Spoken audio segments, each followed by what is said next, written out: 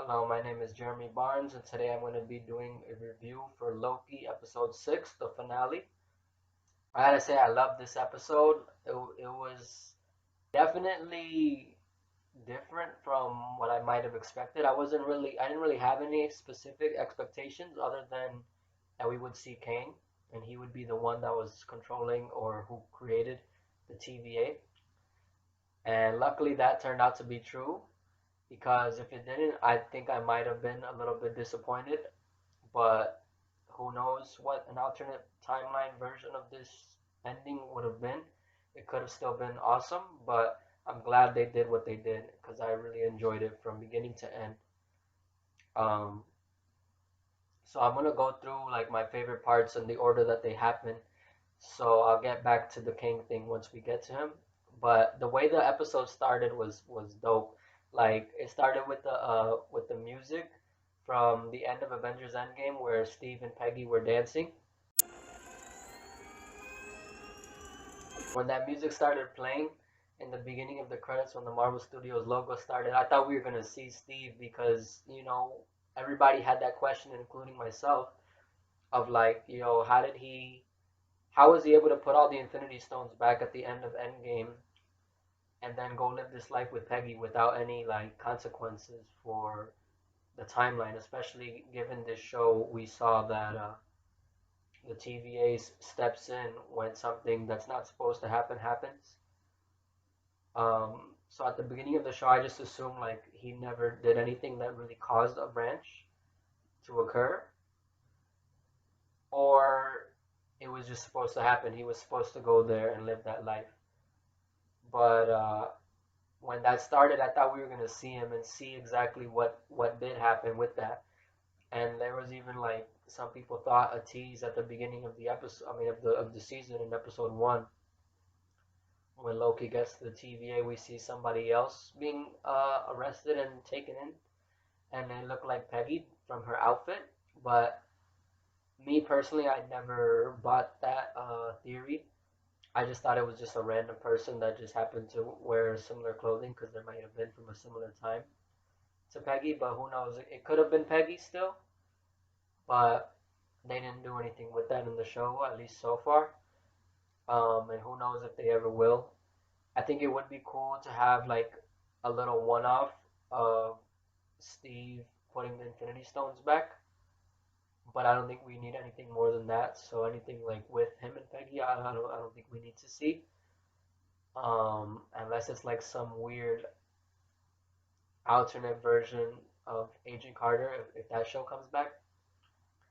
But even then, like I don't know if that would really be that cool. But obviously, when the Marvel Studios thing continued, Way to go, Tic Tac! That's how you got it. I found out it wasn't gonna be anything with Steve because it was just a bunch of quotes from the MCU of all the different characters. And I didn't notice it until the second time I watched it, but the quotes were coming when the characters appeared on the screen from the rotating like logo of all the footage from the MCU. Wakanda forever! You wouldn't have heard of me. Dance off, bro! It's a friend from work! I can do this all day. Yeah, I know. I'll show you ferocity. I have further faster, baby. 300 what's a record? Can you jump on this spaceship and get out of here? I was cocky. It's you.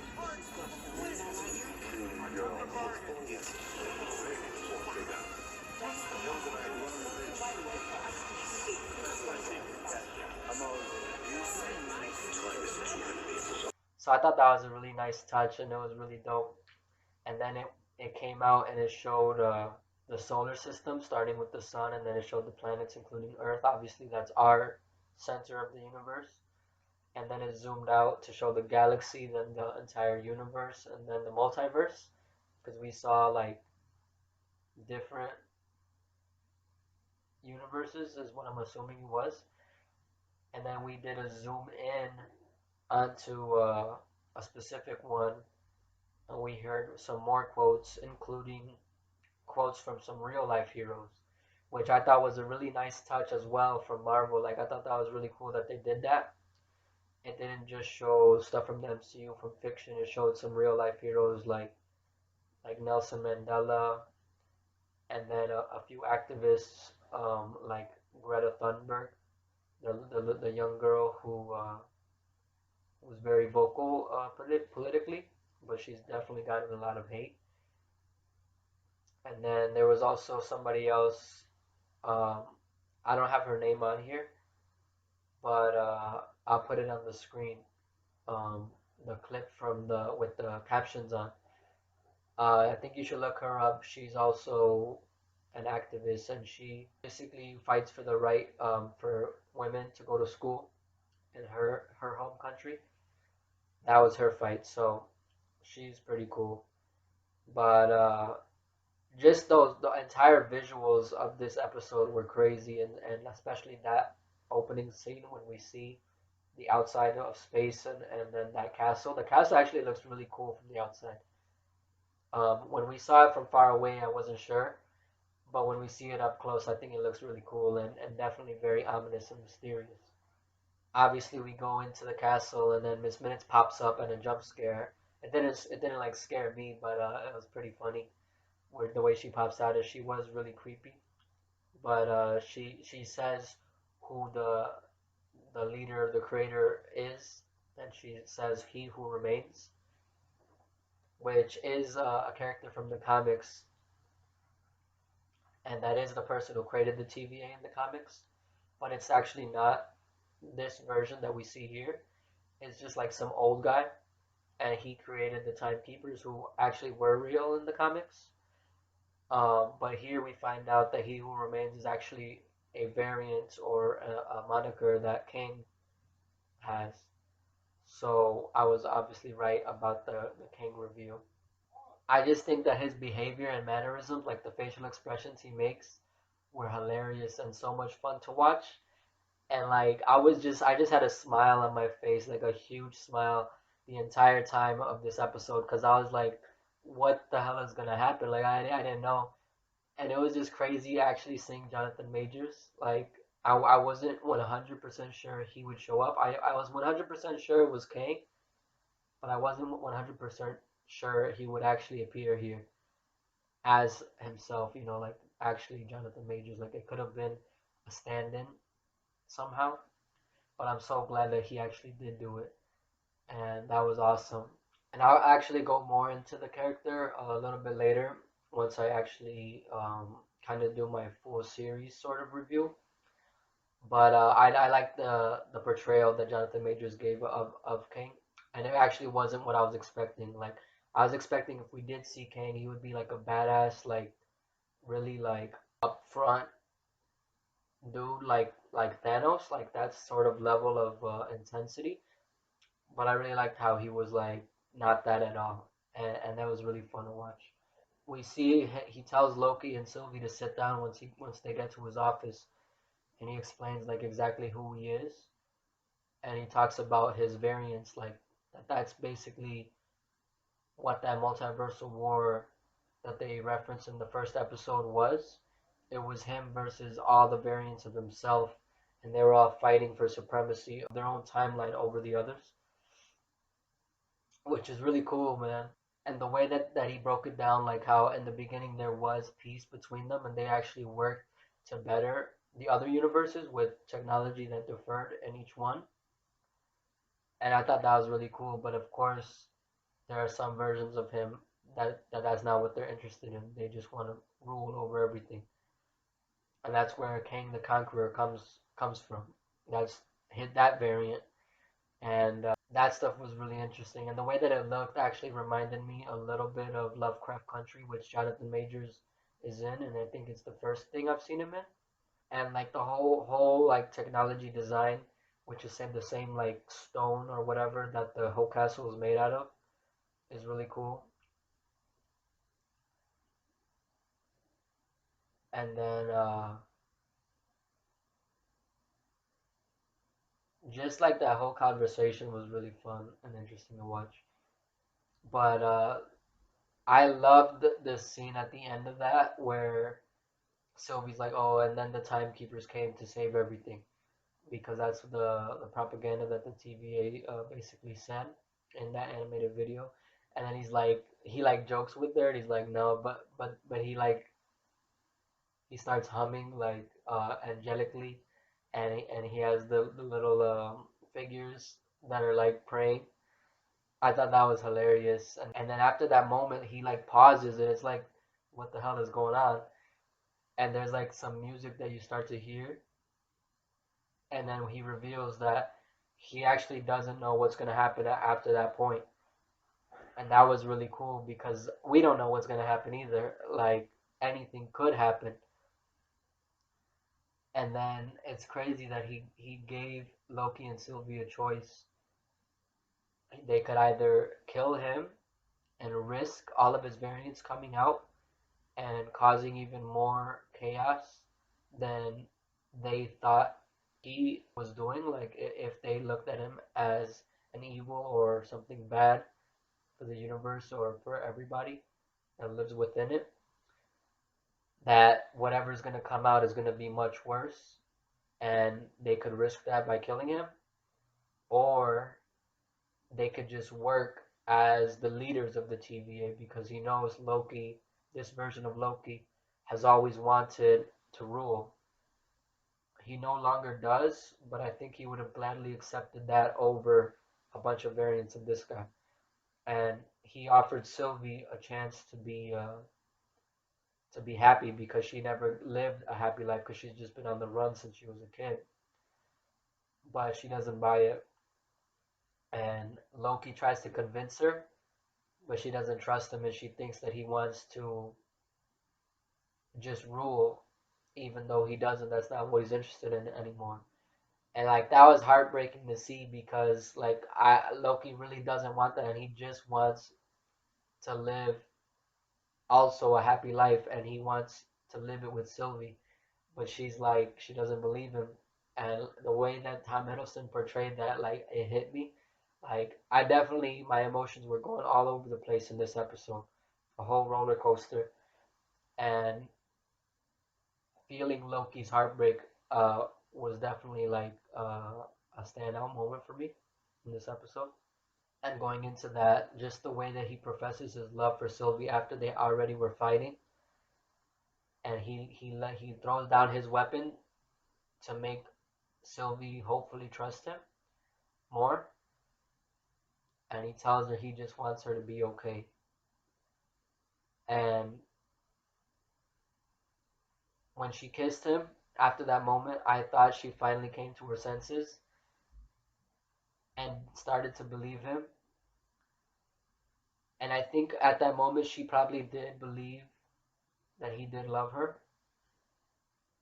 But just as I kind of suspected throughout the whole series, she never felt quite the same way about him as he did about her. So she used that against him and she pushed him through the time door.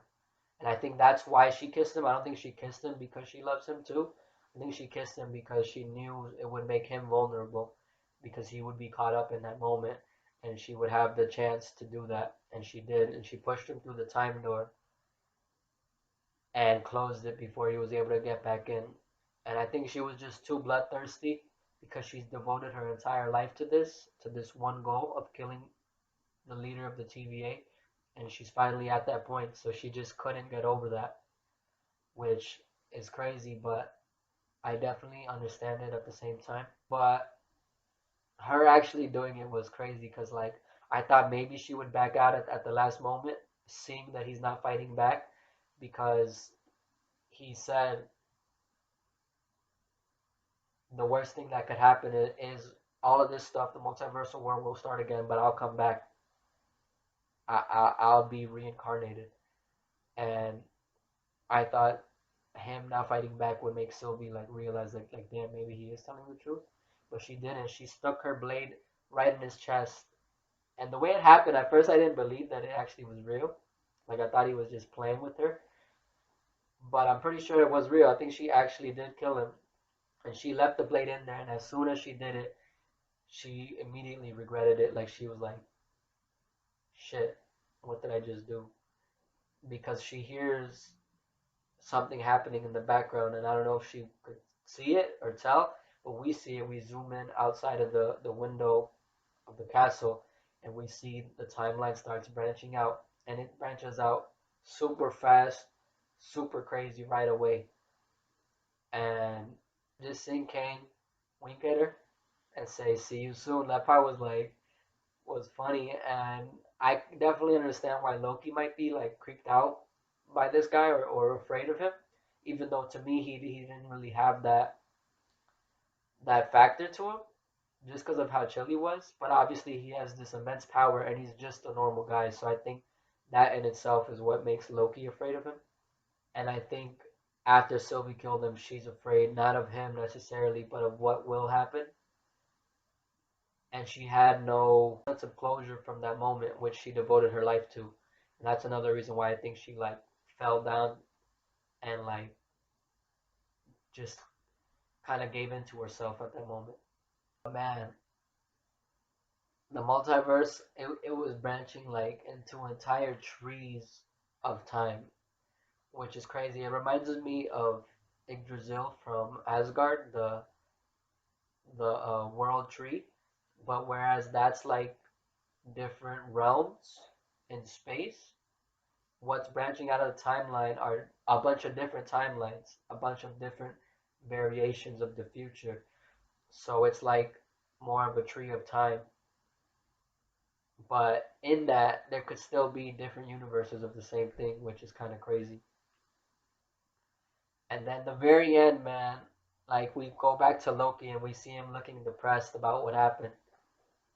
And then he finally gets up and he goes back to Mobius and Hunter B-15. But they don't know who he is. I was like, oh shit, what the hell? And what I think happened is that I think he realizes that he's in another timeline. And he looks where the statues of the timekeepers would have been. But instead, he sees this guy that he just met. But this version is Kang the Conqueror.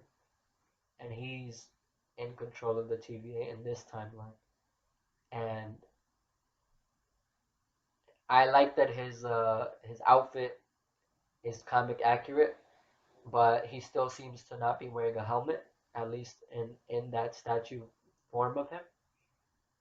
But it's crazy, like I'm pretty sure that's a different timeline.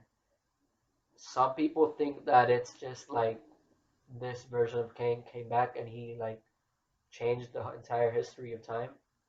But I do think it's an alternate timeline completely, and that's why Mobius and Hunter B-15 don't know him. It's not that they were mind wiped and they forgot about him. It's just that these versions of them never met him. So that's kind of crazy. Okay, so now I'm gonna talk about the series overall, not just episode 6. So I love the whole sci-fi aspect of the show. I think they did a really good job with that in terms of like the wonder of the TVA and all the other locations we go to throughout the show.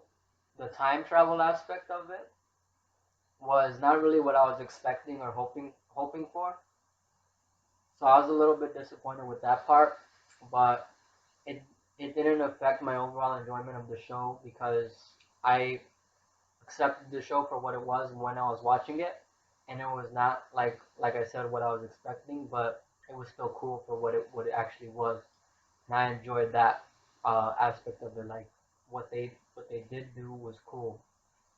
I just thought the show was gonna be a little bit more time travel, but we only kind of see that in like maybe the first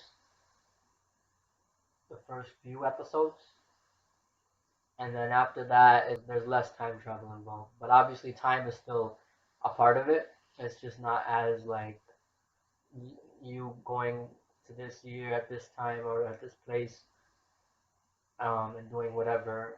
So yeah.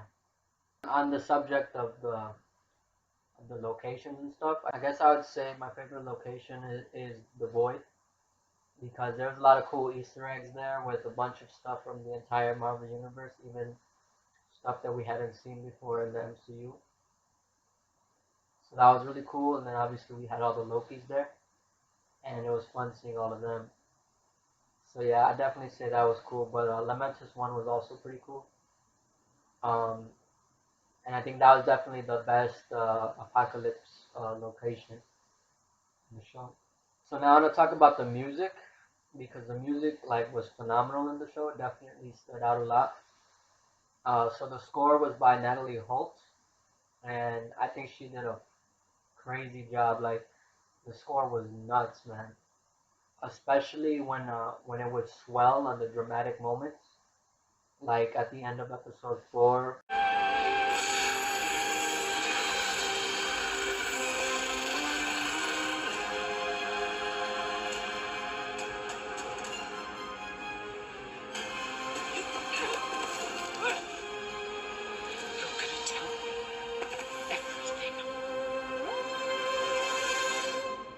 And moments similar to that. I'm not sure like any other points specifically where it would be like that, but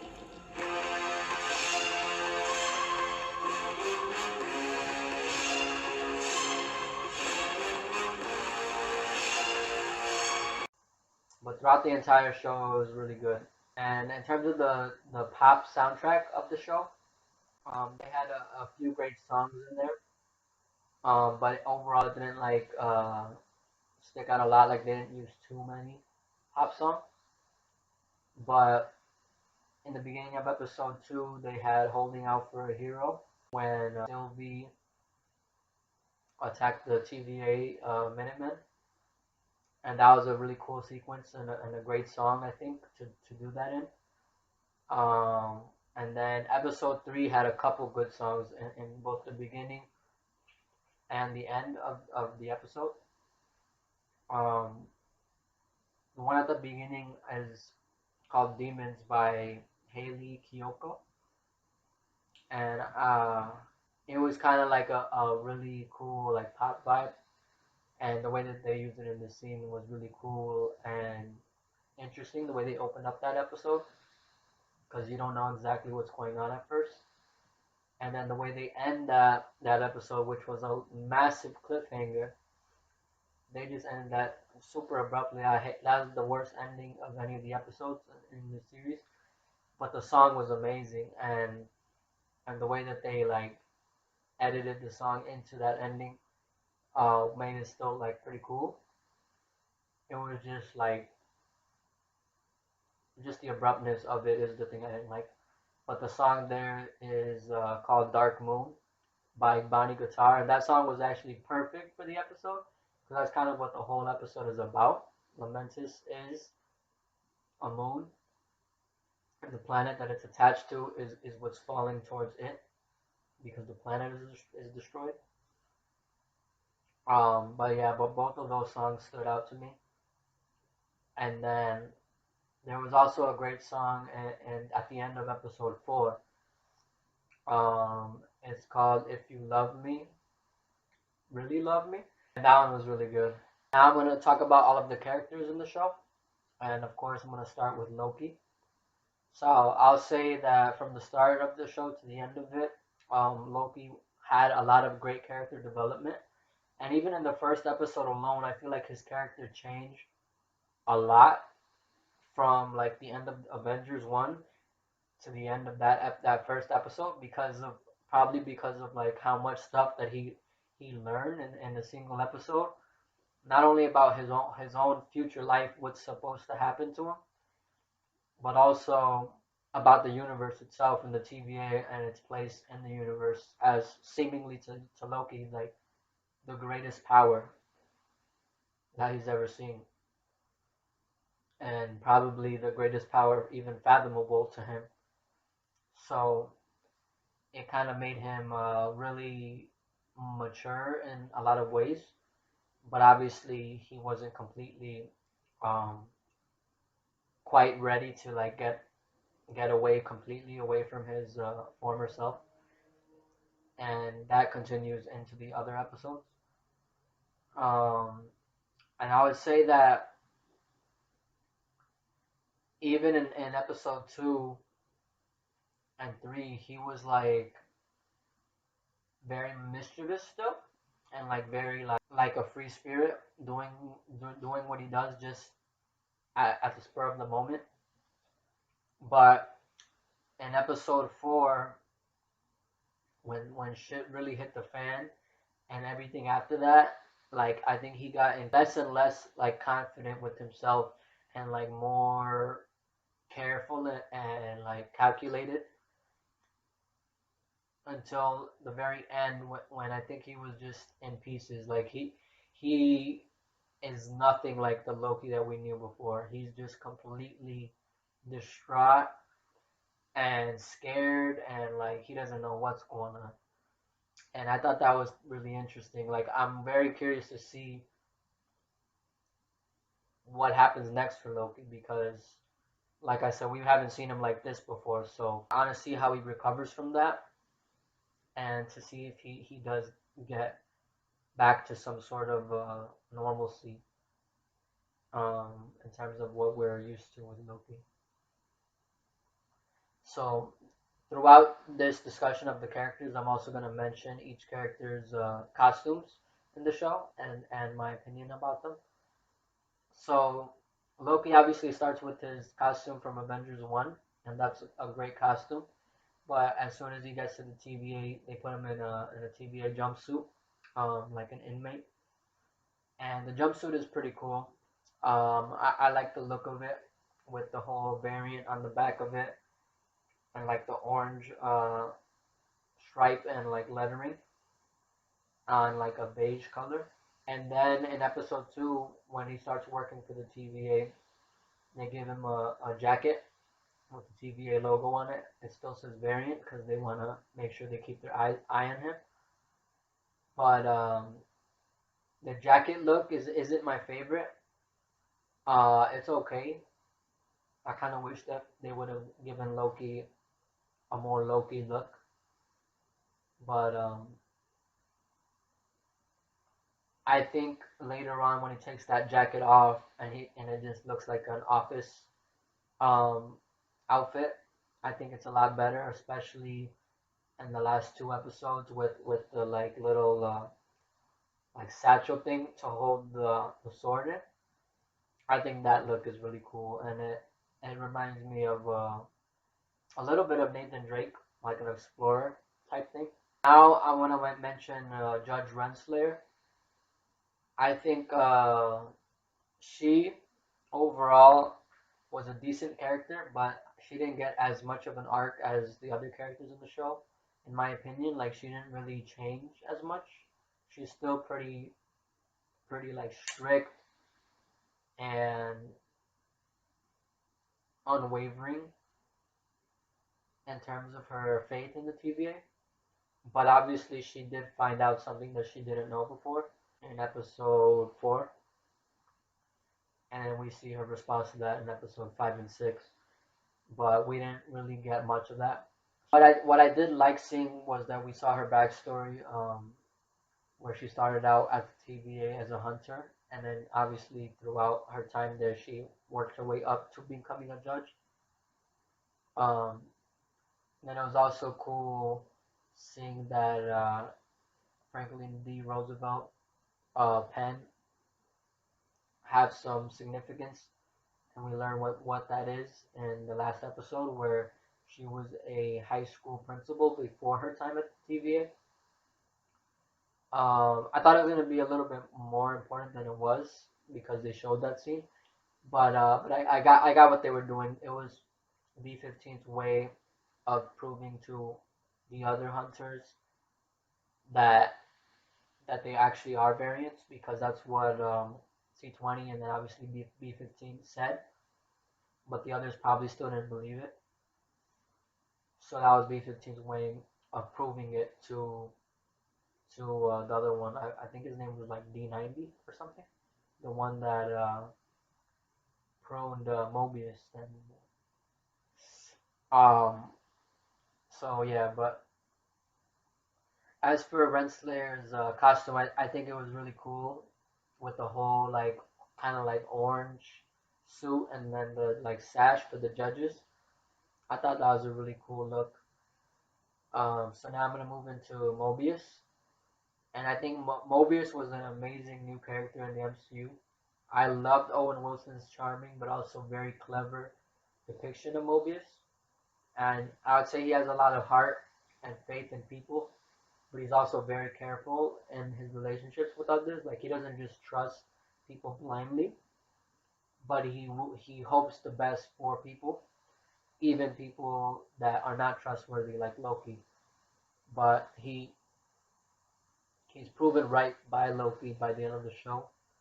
That he was right to put his trust in him, and I like that arc of Mobius. And he was also like pretty strict in the beginning, but he doesn't have a closed mind. He's very open to new ideas and like using new knowledge that he acquires to change his outlook on life. And I thought that was a really good like message for other people that they should be like that as well. And Mobius was just cool, especially the way he would outwit Loki. And then as for his costume, he also wears a suit, and I think he has a great suit, and Owen Wilson wears it really well. So it definitely fit him. So now I'm going to talk about Hunter B-15. I think that she's a cool character who starts out as a by-the-books time cop with a sense of humor, but she becomes later on a fierce ally to Sylvie and Loki by the end once she finds out the truth about the TVA and herself being a variant. And at that point, she takes no shit from Renslayer, and she is really part of the mission to dismantle the TVA and give free will back to the people and set them free. And I thought she was a really cool character. Like her scene when she goes and saves Sylvie and Loki in the timekeeper chamber. That was a dope scene. It kind of sucks that like the only weapon she had for some reason was Sylvie's sword. And when she threw it to Sylvie, she couldn't really fight back, so she was taken out right away. I feel like that could have been a little bit better where she could have still had her little broomstick and fought with that. I don't know why she wouldn't have had it because nobody caught her yet. But it was still a good moment for her to save the day in that moment. And then as for the costumes of the hunters or Minutemen, I'd say they're pretty decent, but a little basic, so they don't really stand out too much to me. So now I'm gonna talk about Sylvie, and obviously she's the first Loki variant besides the main Loki that we see in this show, and she was a great new character. I think she was very entertaining to watch, especially when she would bicker back and forth with Loki. And I would say of the two, of her and the main TVA Loki, she was the more mischievous one of the two of them. Um, because the other Loki, and with all of the stuff that he learned in episode one, he kind of like lost some of that classic Loki from the movies, charm or energy. And I would say Sylvie brought that instead in this show. And it was very sarcastic and lively. And she definitely loves to fight, and she shows it on her face. And that was always funny when she would start a fight and like smile about it to me. I had high hopes for Sylvie and Loki going into the finale in terms of the romance that we find out in the beginning of episode 4. And even in episode 3, like I did sense a little bit of that vibe with them, but I wasn't sure exactly if that's what was going on. But she broke my heart in episode 6 just as much as she broke Loki's, because she didn't trust him even though he's like proven that he's changed. And I thought she had to. I thought she was more willing to look at things a different way, but she was kind of stuck in her ways and she couldn't get over that. Um, but I still have faith that she and Loki can work it out if they reunite in season 2, which I hope they do, obviously. But we'll see. Like maybe she might show up in Doctor Strange in the Multiverse of Madness, and anything could happen in that movie. So who knows if Sylvie will even make it to season 2? I think she will, but you never know. As for her costume, I think she had a good look, but I think I like her look better without the cloak that she has when we first see her in episode 1, 2, and a little bit in 3. I do wish that she kept her crown, because the crown was really cool, especially having a little bit of a story behind it because one of the horns was chipped off, so there was like some life to it. But I think she lost it in episode 3 because she was using it as a weapon. So in the rest of the series after that, she was just her hair. She didn't have the crown on anymore. But it was nice seeing it while it was there. And then now I'm gonna talk about what we see at the end of episode 4 in the post credits. All the other Loki variants. So I'm gonna start with classic Loki. And I'd say he was an awesome Loki who actually fully embraced using his magic, unlike a lot of the other times that we've seen Loki in the MCU. Like he didn't really go all out with it.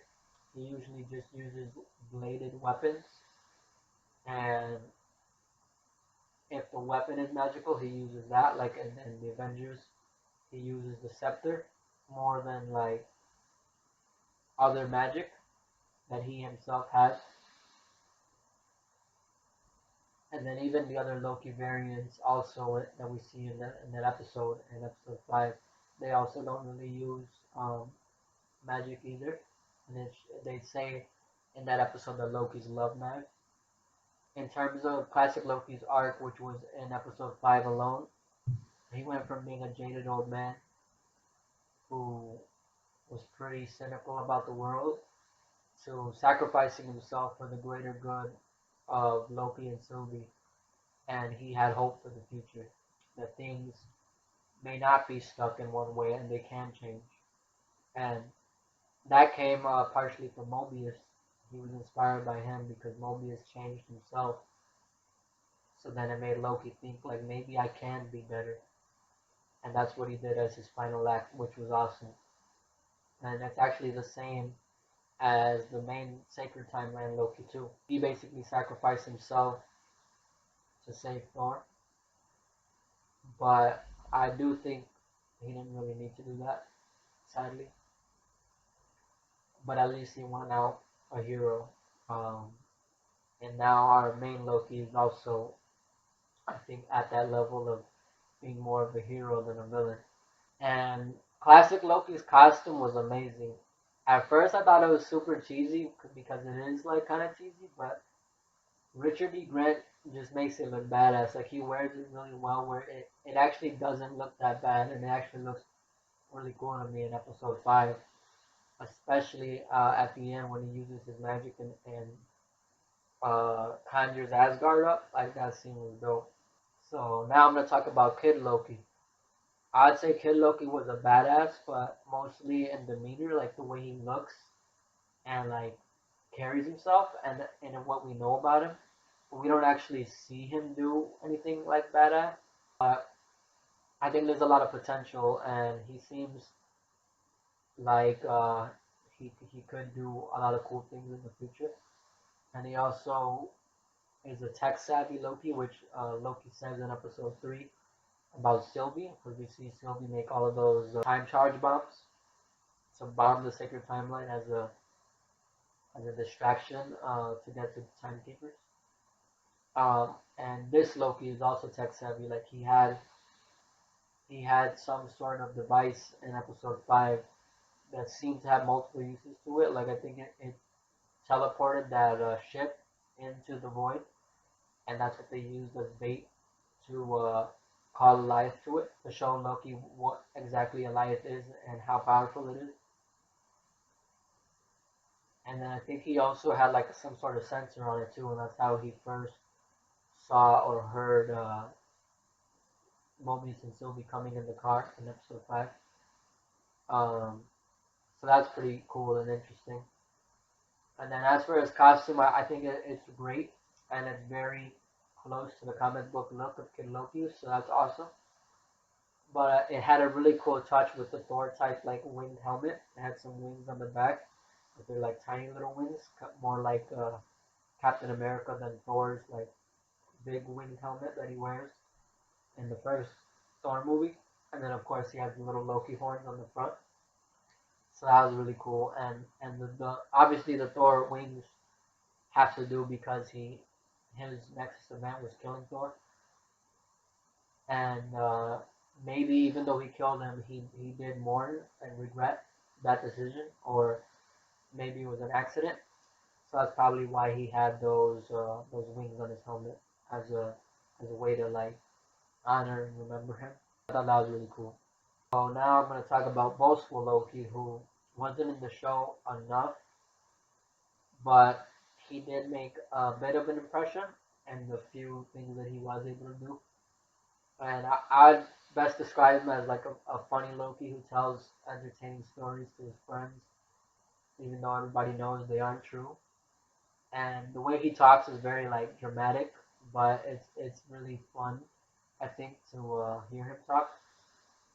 And he had a pretty cool costume with, I think, more of a Viking influence than some of the other Lokis that we've seen. Um, and he had a really cool like hammer. They never say if it's Mjolnir or not, but it's cool either way. And he definitely is more of a brutish Loki. So that's all I'll say about him. And then now President Loki. So he's the Loki that I thought and wish we were gonna see in the entire show. Like I thought the main Loki was gonna become President Loki in some way. I thought like messing with time he would get to that place. Um, but that's not what happened. But either way, he's an evil and like always scheming Loki with a sense of impeccable style and class. His demeanor reminded me of a mixture between Avengers Loki with like how evil he probably is, and the Dark World Loki where he is like really dark, but also a little bit going more into the anti-hero route because he seems like not as evil as Loki from Avengers 1, but still close to that. But really cool because Loki, my favorite Loki is actually the Loki from Thor: The Dark World, and I think this was like as close to that as any of the other Lokis ever got. And I really do hope we see him again.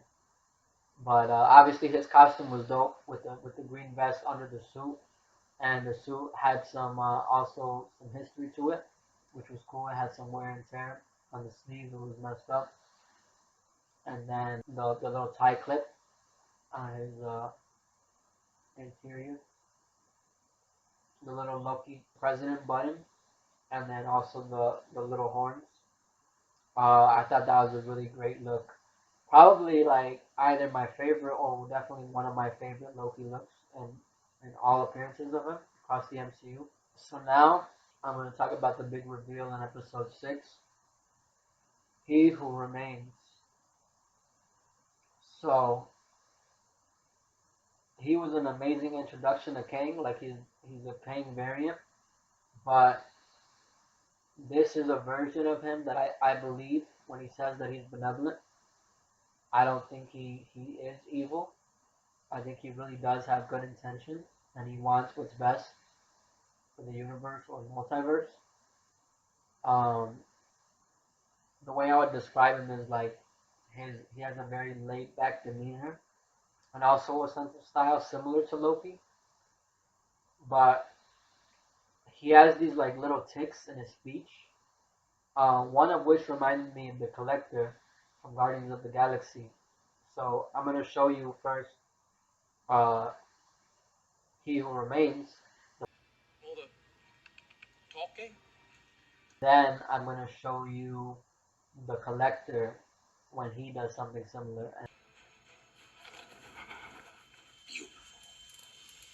Yeah, so that Loki scene of He Who Remains reminded me of this scene from Guardians. But his costume, He Who Remains, was pretty cool. It was a kind of a casual look, but also very regal with the whole robe on. And Kang's look in the comics, Kang the actual like main Kang the Conqueror, he also has a kind of like a robed outfit, but it's not exactly like this. It's more of like a jumpsuit, but it's very baggy. So this was a nice like kind of tease of that. But it was also, like I said, very casual. Like he's just chilling here, which matched his characteristics. I also love the alternate temp pads, mystical look that he wears on his hand. Like it's like a temp pad, but seemingly probably even like it could do more things than the TVA temp pads, because we see at the end that from what I believe to be the case, he can control the other timelines or universes with that thing, because I think that's how Sylvie sent Loki to this other place where Kang, the Conqueror, is the one that's in charge of the TVA. We see his statue instead of the Timekeepers, and and it was made out of that same material as the castle. So I thought that was a really cool thing to fully close out the whole look of him. But yeah, he was a great character. I can't wait to see more of him and to see all the variants of Kang and how different each one of them are. Like that's gonna be really fun, not only for the audience but probably for Jonathan Majors to play. So I can't wait. Now I'm just gonna kind of talk about how I feel about the show, like overall. And I would say I definitely liked it overall for the most part. But in the beginning, I was a little bit unsure with how I felt about the show. But I think by the second half of it, I love it. It definitely had a stronger second half as opposed to the first half.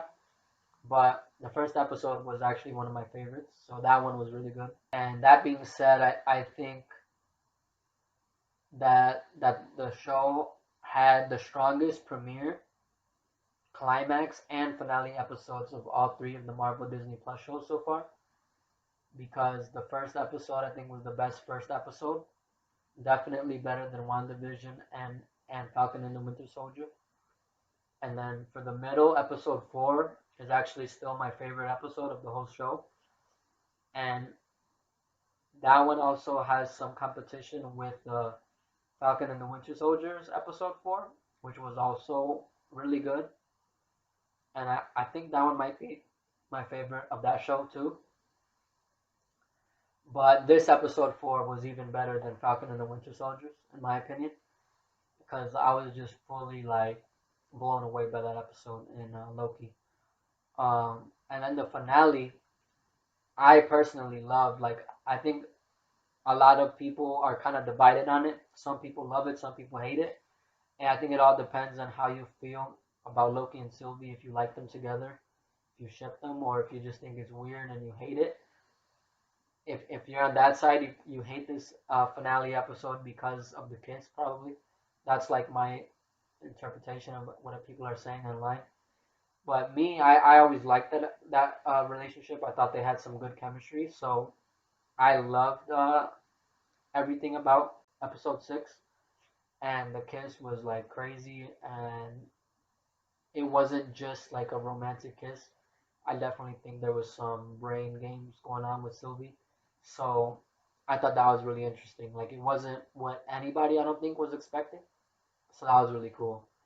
I definitely prefer the Falcon and the Winter Soldier finale over WandaVision's finale, because I just felt a little bit disappointed with WandaVision in terms of like the answers they didn't give us in the finale.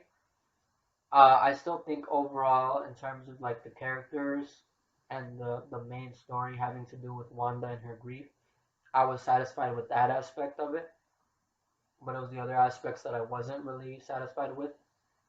Um, but here, I was satisfied with everything. That's why I think this finale is actually my favorite of the three shows. And it had some good in between episodes as well. Like I think episode 3 stuck out to me initially when I first watched it, and episode 5 was great too. It was a really fun time. So overall, Loki was a really solid show, and I enjoyed it.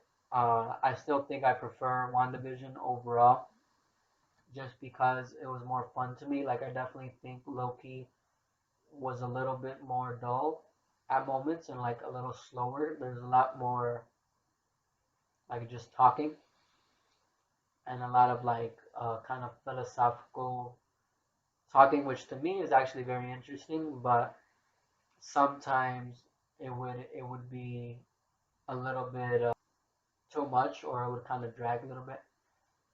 But definitely the best part of the show was I think Loki and Mobius's relationship, and the scenes where they would talk to each other. I think that was definitely a highlight for me. So now I'm gonna talk about the future, what I think will happen, not only in season 2 of this, but also in the other MCU projects that are coming up. So I don't think the Timekeepers ever existed, because when Loki and Sylvie first hit the Citadel here in episode 6, there are two different statues that look like they had uh, clocks for faces. So at first I was like, what the hell are those? I thought it was like somebody else that would be important. But I think they're probably just another version of the Timekeepers that Kang came up with. But they were less believable having those clock faces, so I don't think he probably ever used them. Unless he did, but it didn't work. And then the final draft was the Timekeepers that we actually see in animatronic form at the TVA in episode 4, and then all the statues throughout the show. But yeah, I think those statues that we see at the Citadel were just different versions of that he came up with, and he was like, oh no, they're not gonna buy that.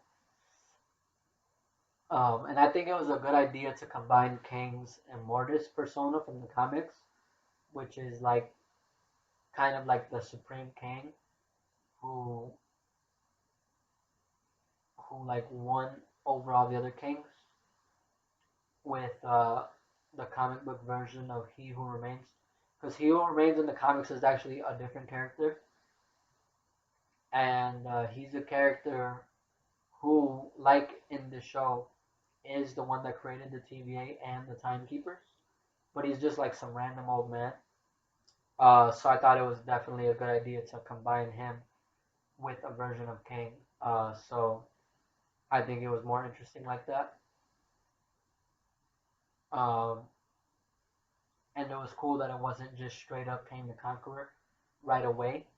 It was just a tease of what he might be like, but we'll still see a completely different version of him when we get to that.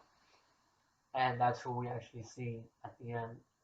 So I think the scenes from the trailers that we never saw in the show were the events of the alternate ending.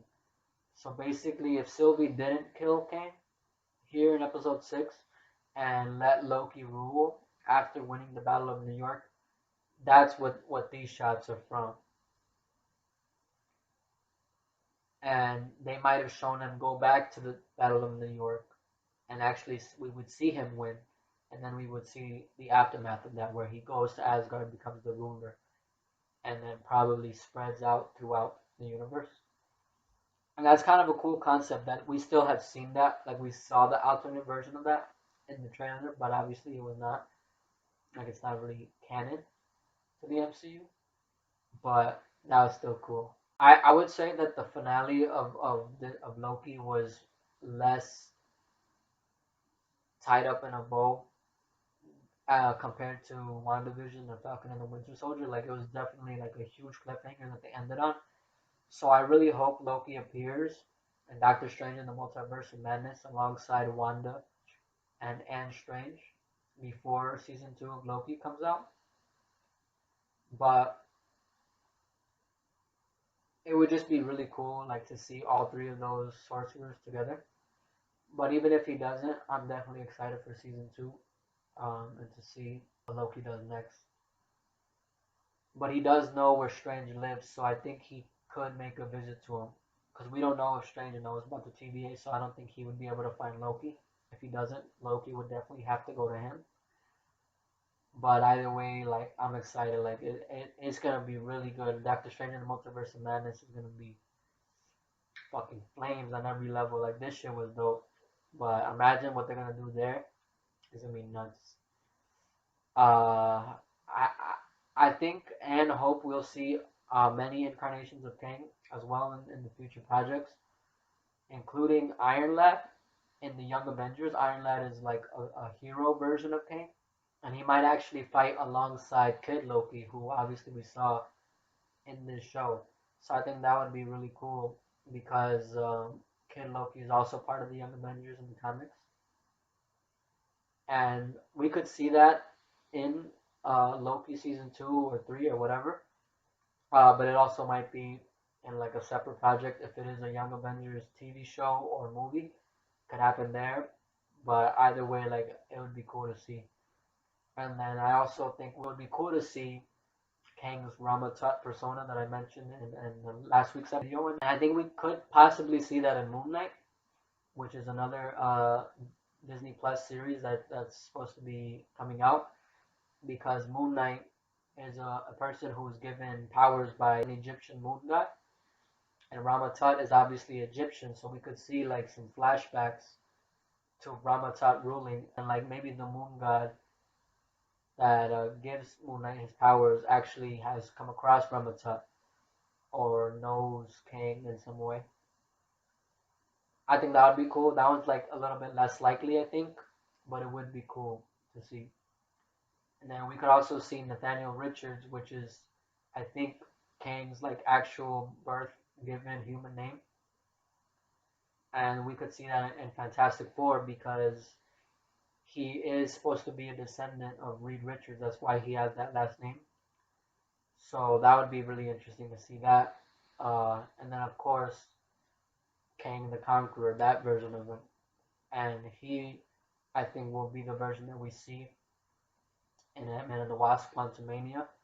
And he's obviously the one that we see here as the statue at the end of this season of Loki. So when you look at the little figures that Kang, when he's explaining his variants, it looks like some of them do actually have the helmets from the comics. At first, I thought he wasn't gonna have the helmet at all because he wasn't wearing it in that statue form of him at the end. But I think we will see a version of that at some point. So I think that would be really cool. As for Renslayer, I think she probably gathered enough details to go on her own little quest to find Kang. But because Miss Minutes gave her only what he allowed her to know, he probably has very specific plans for her that she'll probably fall directly into. And I really don't know anymore if we will actually see the romance between Renslayer and Kang. But whatever they choose to do, I think it'll be cool.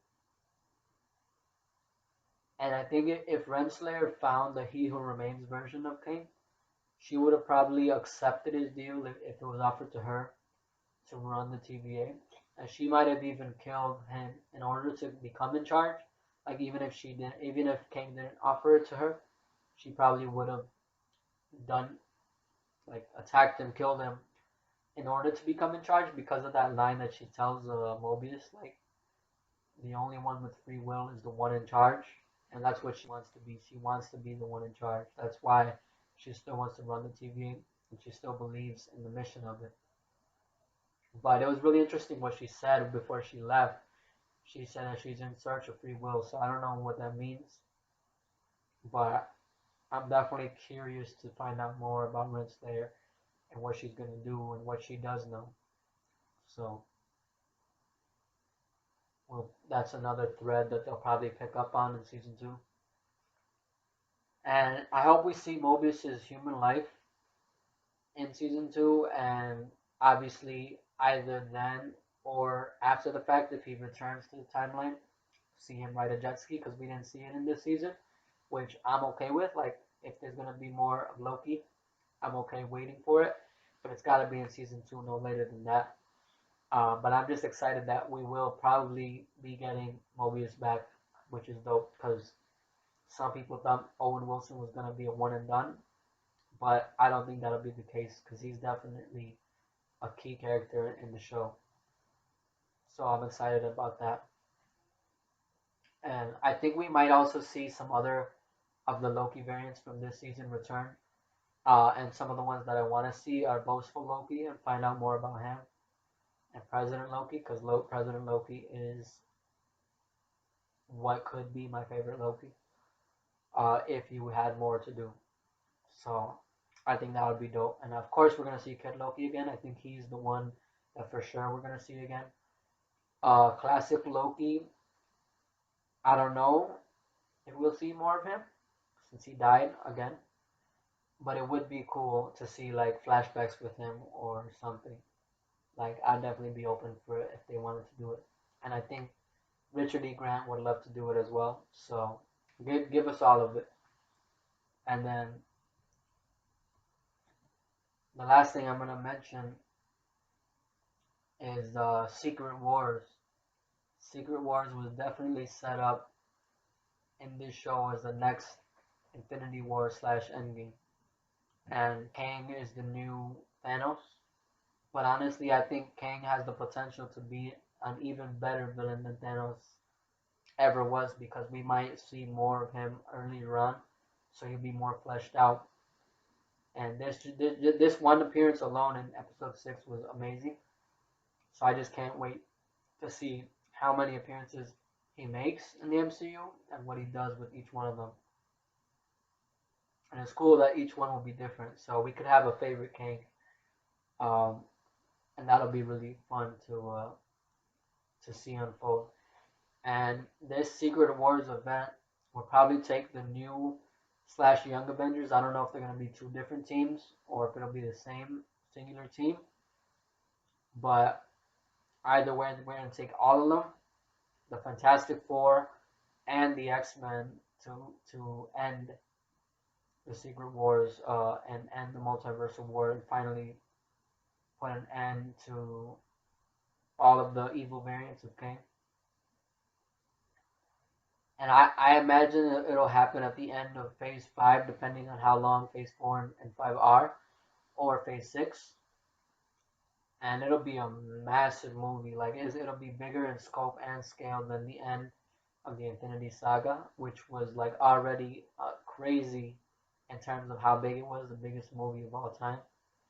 And I don't mean like in terms of like how much money it's gonna make. I just mean of like the movie itself, like what's gonna be happening. It's gonna be crazy. But Marvel is not scared. Obviously, they're not slowing down. So I'm excited, man. Whenever it's gonna come, it's gonna be dope.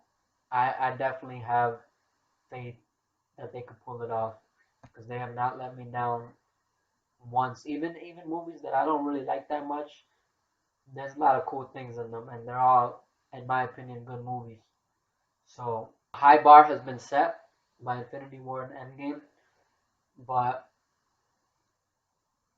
if they even get close to that, I think I'll be happy, man. And I can't wait, man. And I hope the Spider-Man No Way Home trailer comes out tomorrow. And I'm excited to see what that's all about. And then What If is going to be crazy too. And then we're going to close everything off with the Multiverse Saga. Possibly, we don't know, but in the Multiverse of Madness. So I think that's all I'm going to say about Loki for now. I love the show. I can't wait for more. So thank you for watching my review. And I'll catch you next time. Peace.